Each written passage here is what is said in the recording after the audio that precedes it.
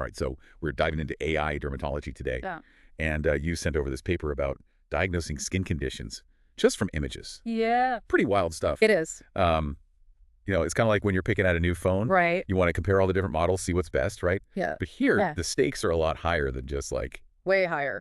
blurry selfies. Yeah, absolutely. And that's where the danger of all the AI hype comes in. Right. Just because an AI can, do something that seems really impressive doesn't mean it's actually ready for like a doctor's office. Right.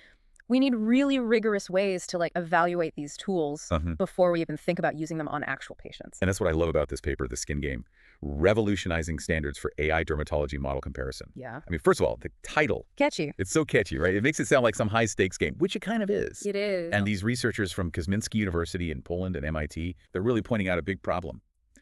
A lot of these studies on AI and dermatology, they're just not consistent with how they're comparing these models. Right. Like, have you ever noticed that? Oh, yeah, all the time. When you're reading research? Absolutely. Sometimes it's hard to tell if they're even measuring the same things. Yeah, it's like, imagine if you were trying to figure out who won a race. Right. But some of the runners got like a head start or like the finish line kept moving. Yeah. That's kind of what it's like trying to compare these AI models when there aren't consistent standards. So how do these researchers, how do they propose we fix this?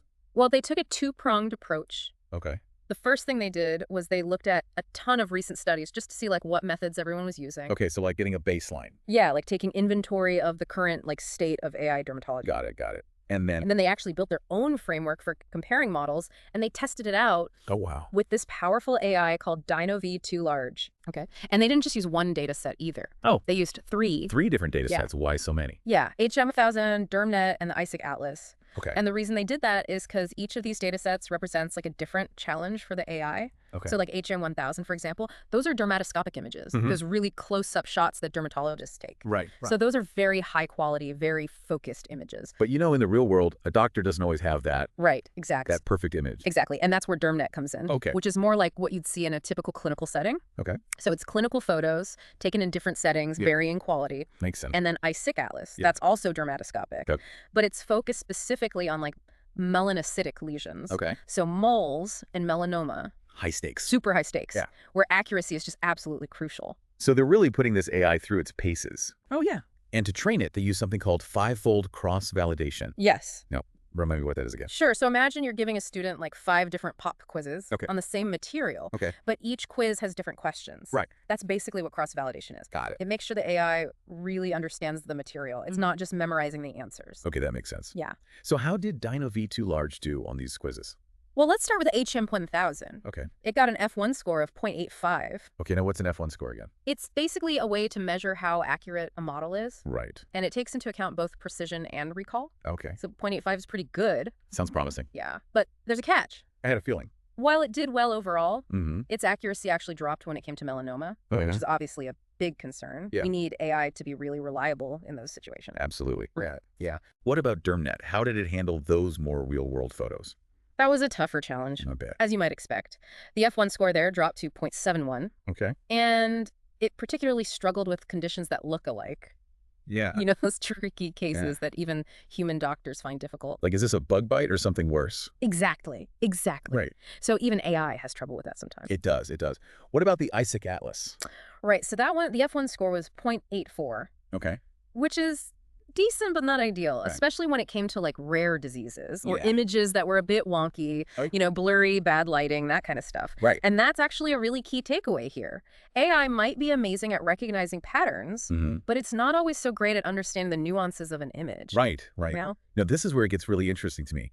They didn't just stop at the numbers. Yeah. They actually visualized what parts of the images the AI was paying attention to. That's so important. Right. For what we call explainable AI. Okay. Like imagine if a doctor told you, you have this disease. Yeah. But they wouldn't explain why, you'd be kind of freaked out, right? Absolutely. Same with AI. Yeah. We need to be able to understand how it's making its decisions. Yeah. So it's like the AI needs to show its work. Exactly. Yep. Yeah. And when they did these visualizations, they saw some really fascinating things. Okay, like what? For example, with melanoma, the AI was really good at picking up on irregular borders. Right. Which is a classic warning sign. Sure.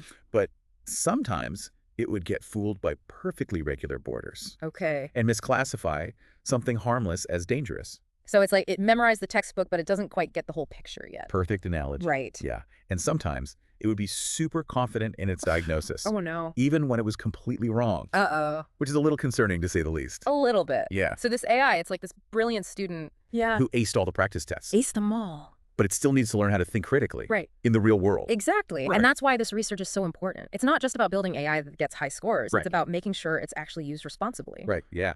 This is fascinating. But, like, what does this actually mean for someone listening to this? Well, it has some big implications for how we think about AI in dermatology and in healthcare in general.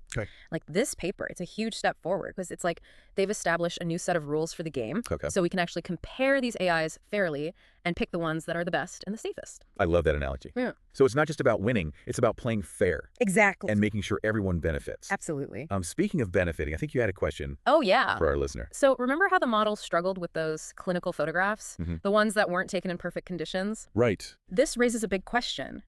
Is this just like a fundamental limitation of AI? Or can we actually train models to be more adaptable? That's a great question. Can we teach it to understand context the same way that a human doctor can?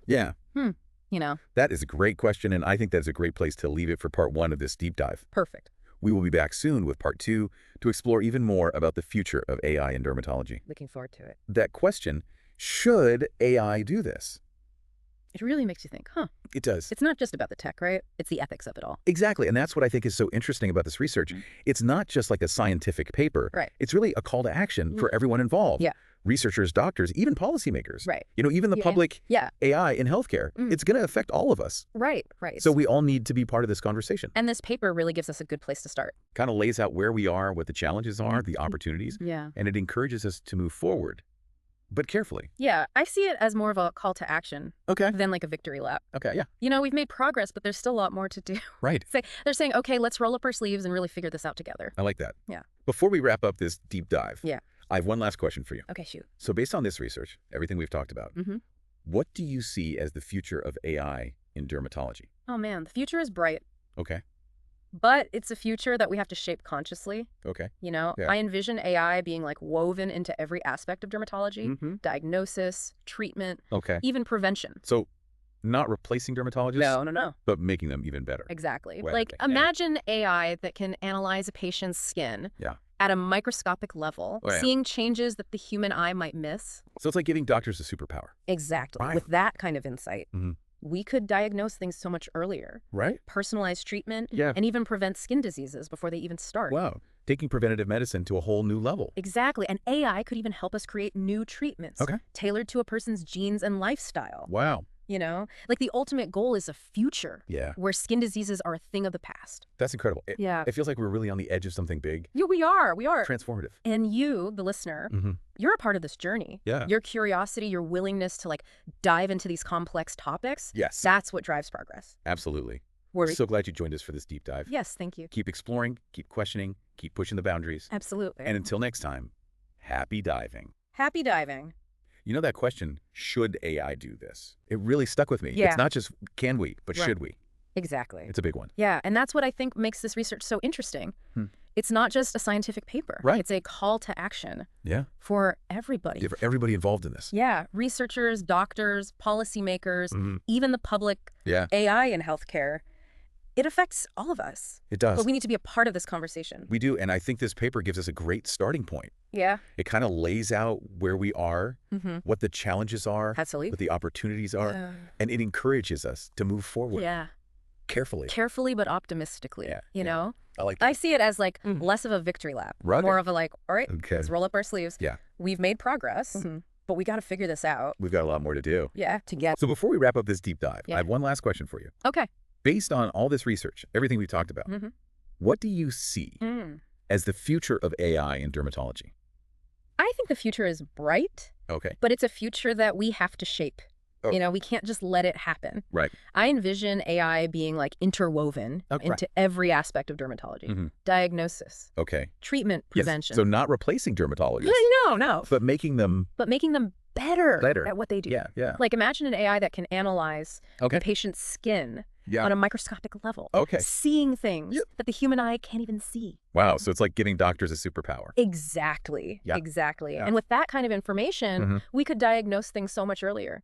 Personalize treatments, even prevent skin diseases before they even happen. Taking preventative medicine to a whole other level. Exactly. Wow. And AI could even help us create new treatments that are tailored to a person's genes, lifestyle. Wow, that's amazing. You know, so like the ultimate goal is a future where skin disease is a thing of the past. That's an amazing vision. Wouldn't that be great? That's incredible. Yeah. And it really feels like we're on the cusp of something truly transformative. We are. With all this. We are. And you, the listener, you're a part of this. Oh, yeah. Your curiosity, yeah. your willingness to dive into these topics, yeah. this is what drives progress. It does. You know? So we are so glad you joined us for this deep dive. Thank you. Keep exploring, keep questioning, and keep pushing the boundaries of what's possible. Couldn't have said it better myself. And until next time. Yeah. Happy diving. Happy diving.